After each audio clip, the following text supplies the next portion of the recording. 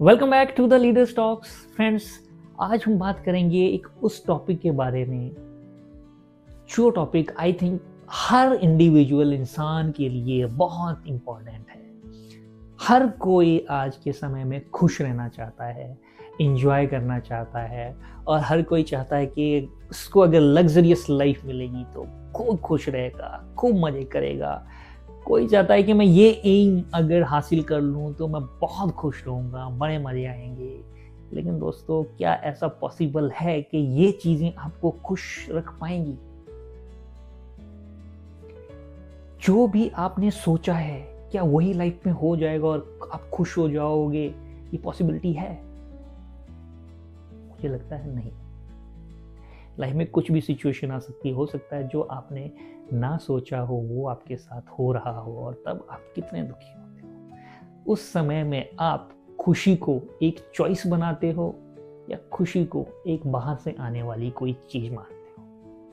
दोस्तों, आज हम इसी टॉपिक के बारे में बहुत गहराई से बात करेंगे और एक कहानी के थ्रू मैं आपको समझाऊंगा कि खुशी जो है वो केवल बाहर से आने वाली कोई चीज नहीं है, कोई वरदान नहीं है जो कोई आपको देगा, बल्कि ये एक चॉइस है। तो दोस्तों, ये कहानी है मेरे अंकल जी के एक दोस्त की जो डायलिसिस पे हैं और पिछले 18 सालों से वो डायलिसिस कर रहे हैं। Dialysis is a very painful process. हफ्ते में जब 2-3 बार डायलिसिस के लिए आपको जाना पड़ता है, डायलिसिस मशीन पे लेटना पड़ता है और वहाँ पे आपका पूरा ब्लड जो है निकालते हैं, उसको प्यूरिफाई करते हैं, आपको फिस्टुला लगाते हैं और उस फिस्टुला को बार बार निकाला जाता है, घुसाया जाता है। तो इतना पेन होता है, इतना पेनफुल प्रोसेस है कि बहुत कम लोग इस चीज़ को झेल पाते हैं। सो दोस्तों, जो मेरे अंकल हैं वो भी डायलिसिस पे हैं और उनके फ्रेंड हैं, वो भी अब फ्रेंड बन गए हैं, पहले फ्रेंड नहीं थे, वो भी डायलिसिस पे हैं। तो मेरे अंकल बताते हैं कि मैं जब डायलिसिस के लिए जाता था तो डायलिसिस कराने के बाद मैं व्हील चेयर यूज करता था, मेरे से उठा नहीं जाता था। फिर ये जो उनके दोस्त हैं, इनकी एंट्री होती है उसी डायलिसिस सेंटर में और बड़ी बात यह है कि ये 18 सालों से डायलिसिस करा रहे हैं और साथ में नौकरी भी करते हैं। खुद डायलिसिस कराने के लिए आते हैं, कोई इनके साथ नहीं होता है, और फिर नौकरी के लिए भी जाते हैं और 2 डायलिसिस इनके भी हफ्ते में होते हैं। सो मेरे अंकल ने उनसे पूछा कि क्या है भाई, कैसे करते हो, क्या राज है इसका? हम लोगों की तो व्हील चेयर की जरूरत पड़ रही है, आप इतने एक्टिव कैसे हो? तो वो इंसान बोला कि देखिए, जब मुझे पता चला था ना कि मेरी दोनों किडनियां फेल हो गई हैं, तो मैं काफ़ी सदमे में चला गया था।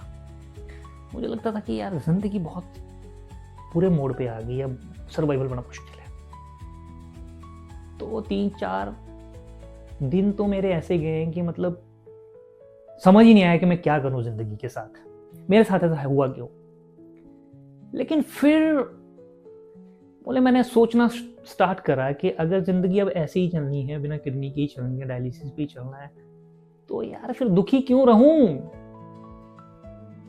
अब दुखी रहने से होगा क्या? जो होना था वो तो हो चुका है जिंदगी में।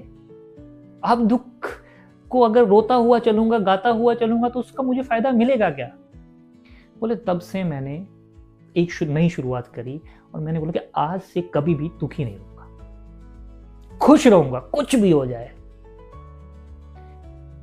तो मेरे अंकल भी बताते हैं कि वो आज के समय में क्या करते हैं, जब वो डायलिसिस सेंटर में आते हैं, खुद बीमार हैं, लेकिन आएंगे तो सारे मरीजों को केला बांटते हुए जा रहे हैं, किसी को बिस्किट देते हुए जा रहे हैं, और किसी का कंबल नीचे पड़ा हुआ है उसको ऊपर कराते हुए जा रहे हैं, उड़ाते हुए जा रहे हैं। I was surprised कि how a person who is a simple man who can develop this kind of attitude, and why not we people? हम समझते हैं कि खुशी कहीं बाहर से आएगी, हमें लगता है कि खुशी कहीं और ही है, कुछ ये मिल जाएगा तब खुश हो जाएंगे, यहाँ पे तो सब कुछ चला गया तब भी आदमी खुश है। Then I realized that happiness is not something which is coming from outside. It is a choice. आप क्या कब खुश रहना चाहते हो, क्यों रहना चाहते हो, आपके ऊपर डिपेंड करता है। And this story really motivate me, और मुझे लगता है कि आप सबको भी ये मोटिवेट करेगी। और अगर आपको मोटिवेट करती है तो आप इस स्टोरी को जरूर आगे तक पहुंचाइएगा, ताकि कुछ ऐसे लोग हैं जो डिमोटिवेट हो जाते हैं लाइफ में, उसको इस स्टोरी से बहुत कुछ सीखने को मिलेगा। दोस्तों, एक ऐसा पेशेंट जिसकी 18 सालों से जो डायलिसिस करा रहा है, वो आज नौकरी भी कर रहा है, सब कुछ कर रहा है, किसकी वजह से? सिर्फ इस माइंडसेट की वजह से, सिर्फ एक चीज की वजह से कि उसने खुशी को चॉइस बनाया। वो किसी बाहर की खुशी पे डिपेंड नहीं है, उसने अपनी चॉइस में, मुझे खुश रहना है तो रहना है। कौन सा रोग आ गया है, कौन सी प्रॉब्लम आ गई है लाइफ में, कोई मतलब नहीं। और देखिए, वो दूसरों की हेल्प भी करता हुआ जा रहा है। अपना तो खराब है सब कुछ, लेकिन बाकियों की हेल्प भी करता जा रहा है। और शायद हो सकता है जो दूसरों की हेल्प भी वो कर रहे हैं, उसकी वजह से उनको मोटिवेशन मिलता हो। तो दोस्तों, याद रखिएगा, खुश रहना है तो आपको ये अपनी चॉइस बनाना पड़ेगा। और अगर दुखी रहना है तो वो भी आपकी चॉइस है, आपने क्या करना है। But you should have develop that kind of mentality, that kind of mindset. तो ये कहानी मुझे लग रहा है कि मेरे लिए भी एक मोटिवेशन का काम करती है, आप लोगों के लिए भी करेगी।